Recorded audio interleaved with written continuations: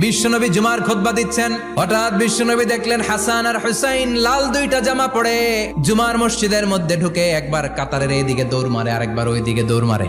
বিশ্বনবী খুতবা থামিয়ে দিলেন, মিম্বার থেকে নেমে হাসান হুসাইনকে দুই হাতে টানতে টানতে মিম্বারের উপরে নিয়ে আসলেন যাতে মুসল্লিদের ডিস্টার্ব না হয়ে যায়। হাসানকে ডান হাতে ধরে হুসাইনকে বা হাতে ধরে বাকি খুতবাটা বিশ্বনবী তখন শেষ করলেন। আবার বিশ্বনবী জুমার খুতবা দিতে দাঁড়ালেন, এক সাহাবী এসে বসে বলল, বিশ্বনবী বললেন, কম দাঁড়াও, 2 রাকাত পড়ছো?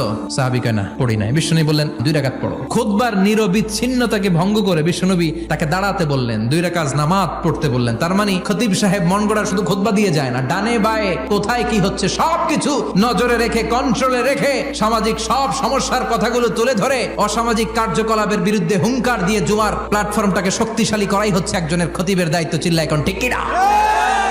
এ কাজই করেছেন বিশ্বনবী 500টা খুতবায়।